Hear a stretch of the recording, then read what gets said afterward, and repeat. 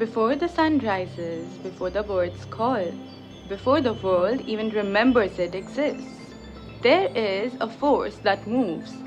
It doesn't wait for permission. It doesn't ask if the path is ready. It simply goes. That force has a name in Vedic astrology.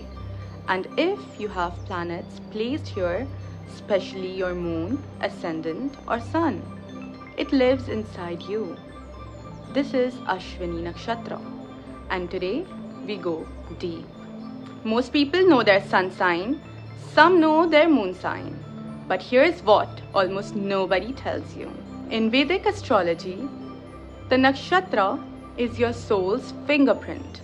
The 12 zodiac signs divide the sky broadly like chapters of a book.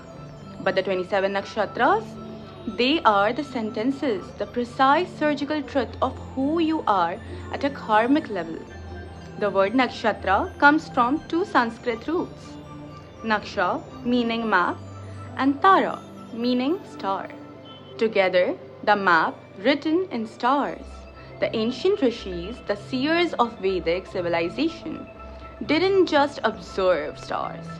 Casually, they spent thousands of years mapping how specific star clusters correlated with human personality, destiny, emotional patterns, and spiritual purpose.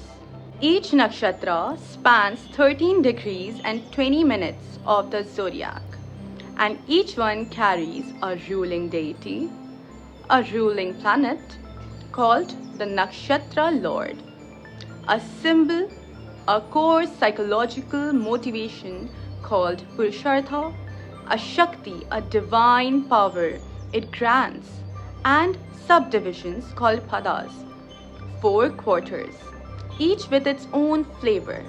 Why does this matter? More than your sun sign, because your sun sign tells you the season you were born in. Your nakshatra tells you why you were born. It reveals your deepest wounds, your greatest gifts, your karmic patterns across lifetimes, and the specific lesson your soul enrolled in this life to learn. And the first of all 27 nakshatras, the one that begins the entire cosmic cycle, is Ashwini. Close your eyes for a moment and imagine this. In the celestial realm, before time had fully settled into order, a goddess named Saranyu, daughter of Vishwakarma, the divine architect, was married to Surya, the sun god. But Surya's radiance was too intense. His light, his heat, his presence, it was overwhelming. The goddess could not bear it. So she did something extraordinary. She created a shadow, replica of herself, called Chaya, placed her in her own home, and fled. She took the form of a mare and ran to the forests to meditate, to find peace, to reclaim herself. When Surya discovered the deception, he too transformed into a horse and followed her. From their union in that sacred, wild, free space, 2 divine twins were born. These twins are the Ashwini Kumaras, the divine horsemen of the heavens. Their names are Nasatya, the truthful one, and Dasra, the one who performs wondrous deeds. They are the physicians of the gods, the celestial healers, the ones who restore youth to the aged, sight to the blind, limbs to the broken. They carry a golden chariot that moves faster than thought. But notice what their origin story reveals. Their mother ran away from relationship that was consuming her. Their birth happened outside of normal boundaries, in the wild, in disguise, beyond the conventional home. This is the soul of Ashwini. Born from the need to escape something too intense. Born in freedom, not in captivity. Born with the power to heal. Because they themselves came from a place of rupture.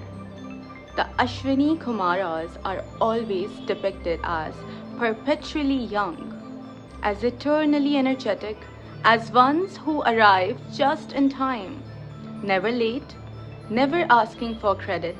The Ashwini Kumaras once faced rejection by the gods.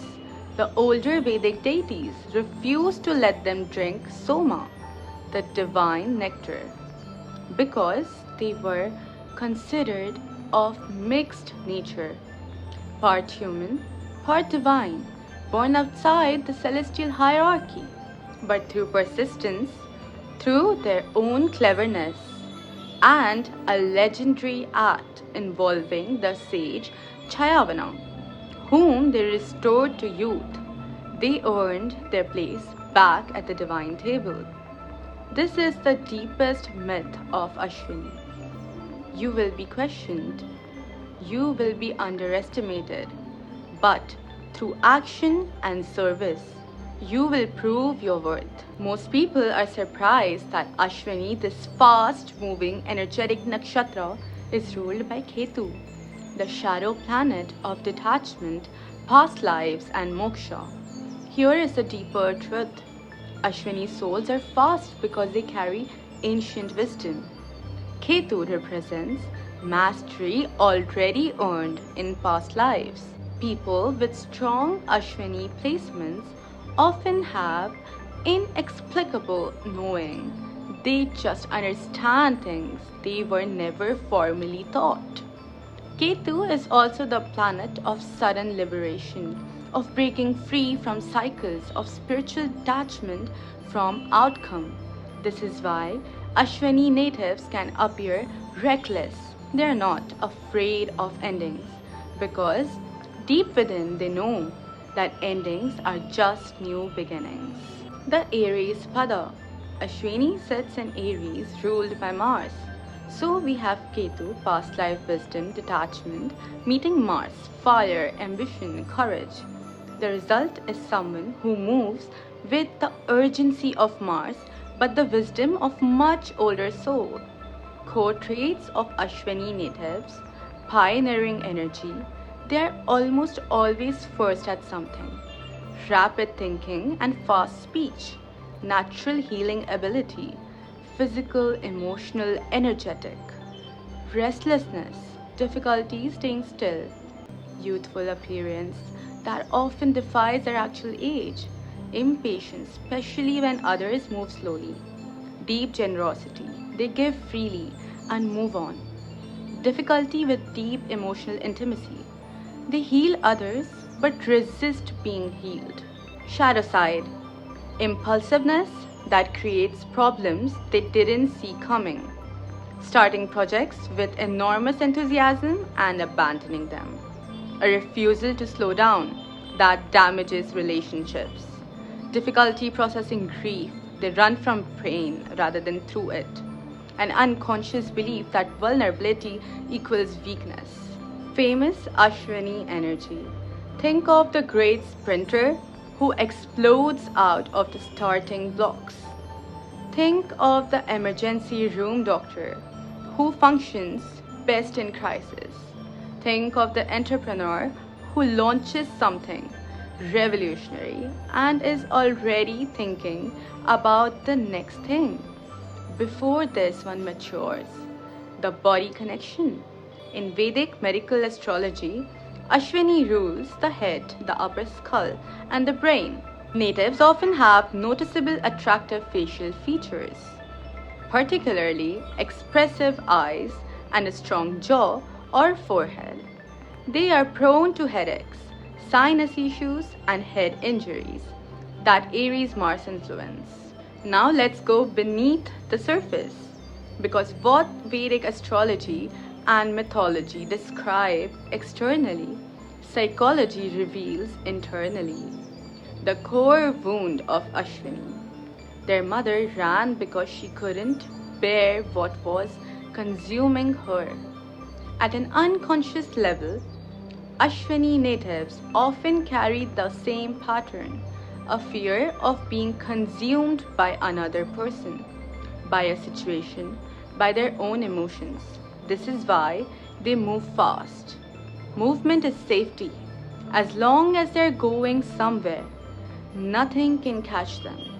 The psychological profile of Ashwini aligns closely with modern psychology would call the hero archetype, but specifically the wounded healer, the one who learned to be strong because showing weakness was not safe, the one who developed the skill to fix others because fixing yourself felt impossible. 3 core psychological patterns. Number 1, the savior complex. Ashwini natives feel most alive when they are needed. When someone is in crisis, they show up with extraordinary competence and calm. But in ordinary life, when no one needs saving, they can feel lost, purposeless, even irritable. The lesson: learn to be needed by yourself first. Number 2, the departure pattern. Just as their mother departed from what was overwhelming, Ashwini natives have a deep pattern of leaving relationships, cities, careers, habits before they fully complete the cycle. This isn't always negative. Sometimes early departure is wisdom, but when it becomes reflexive, it prevents the depth of the experience that transforms you. The lesson: not every discomfort is a signal to leave. Some of it is the door to the greatest growth. If this resonated with you, if you have your moon, ascendant, or any major planet in Ashwini Nakshatra, drop a comment and tell me what part of this description hit home. Subscribe if you want me to go through all 27 nakshatras. This way, the mythology, the Vedic astrology, and psychology combined. Next up, Bharani Nakshatra, the nakshatra that carries what Ashwini refuses to. Until then, keep moving, but don't forget to look back. Sometimes there's wisdom there too.